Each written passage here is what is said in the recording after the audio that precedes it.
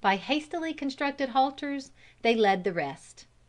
The noise which the horses made awoke the Indians, and the whole village was at once in a state of uproar. The mounted adventurers dashed through the woods, and were soon beyond the reach of the shouts and the yells which they left behind them. They knew, however, full well that the swift footed Indian warriors would be immediately on their trail. Without a moment's rest they rode all night, the next day and the next night, and on the morning of the second day reached the banks of the Ohio River. The flood of that majestic stream flowed broad and deep before them, and its surface was lashed into waves by a very boisterous wind. The horses could not swim across in such a gale, but their desire to retain the invaluable animals was so great that they resolved to wait upon the banks until sunset, when they expected the wind to abate. Having been so well mounted and having such a start of the Indians, they did not suppose it possible that their pursuers could overtake them before that time. Night came, but with it an increase of the fury of the gale, and the stream became utterly impassable.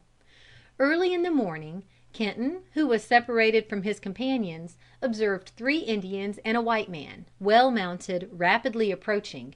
Raising his rifle, he took steady aim at the breast of the foremost Indian, and pulled the trigger. The powder flashed in the pan. Kenton took to his heels, but was soon overtaken and captured. The Indians seemed greatly exasperated at the loss of their horses. One seized him by the hair and shook his head till his teeth rattled. The others scourged him severely with their ramrods over the head and face, exclaiming at every blow, "Steal Indian hoss, hey?"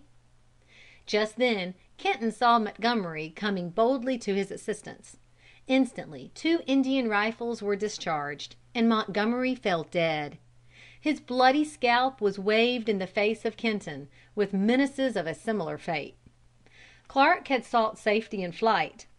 Kenton was thrown upon the ground upon his back. His neck was fastened by a halter to a sapling. His arms, extended to their full length, were pinioned to the earth by stakes. His feet were fastened in a similar manner. A stout stick was passed across his breast, and so attached to the earth that he could not move his body. All this was done in the most violent and cruel manner, accompanied by frequent cuffs and blows, as the maddened Indians called him in the broken English which they had acquired, a "tief," a "hoss steal," a "rascal," which expressions the Indians had learned to intersperse with English oaths. In this condition of suffering Kenton remained through the day and through the night. The next morning the savages, having collected their scattered horses, put Kenton upon a young colt, tied his hands behind him and his feet beneath the horse's belly, and set out on their return. The country was rough, and Kenton could not at all protect himself from the brambles through which they passed. Thus they rode all day. When night came, their prisoner was bound to the earth as before. The next day they reached the Indian village, which was called Chillicothe, on the Miami River, 40 or 50 miles west of the present city of Chillicothe, Ohio. A courier was sent forward to inform the village of their arrival. Every man, woman and child came running out to view the prisoner. One of their chiefs, Blackfish, approached Kenton with a strong hickory switch in his hand, and addressing him, said, "You have been stealing our horses, have you?" "Yes," was the defiant reply. "Did Colonel Boone," inquired the chief, "tell you to steal our horses?" "No," said Kenton, "I did it of my own accord." Blackfish then with brawny arms so mercilessly applied the scourge to the bare head and shoulders of his prisoner as to cause the blood to flow freely, and to occasion the acutest pain.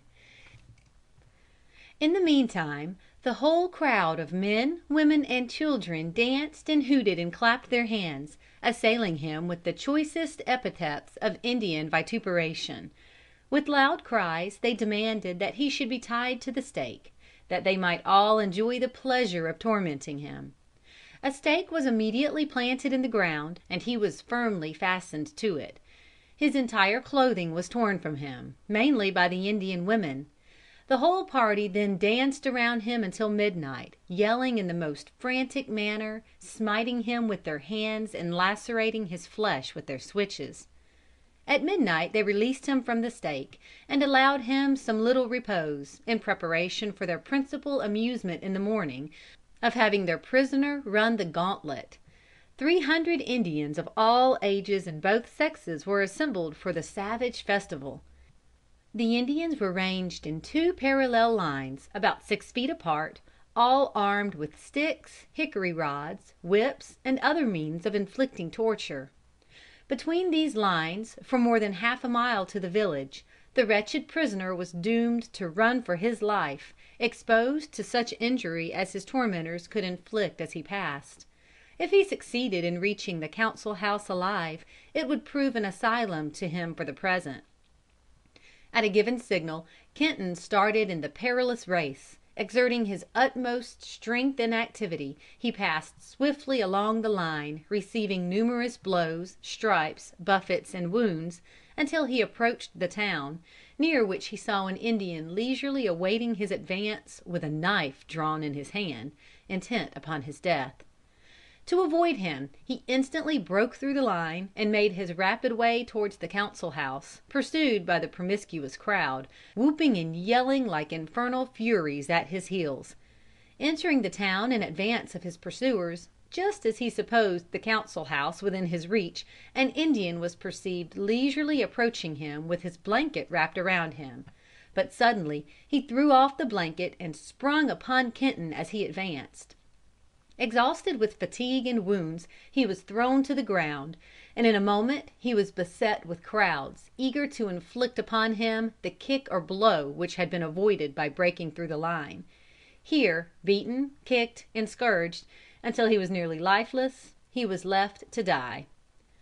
A few hours afterwards he was supplied with food and water, and was suffered to recuperate for a few days, until he was enabled to attend at the council house, and receive the announcement of his final doom.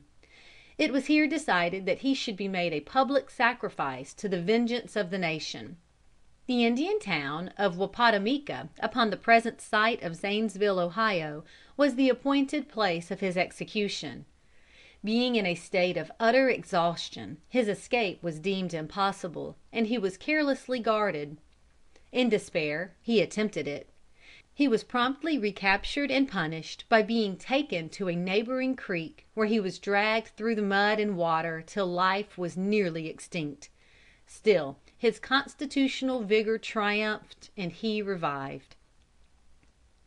Wappatomica was a British trading post. Here Kenton met an old comrade, Simon Girty, who had become a renegade, had joined the Indians, and had so adopted their dress and manners as hardly to be distinguished from his savage associates. Girty cautiously endeavored to save the condemned prisoner. He represented to the band that it would be of great advantage to them to have possession of one so intimately acquainted with all the white settlements and their resources. A respite was granted. Another council was held. The spirit of Indian revenge prevailed. Kenton was again doomed to death, to be preceded by the terrible ordeal of running the gauntlet.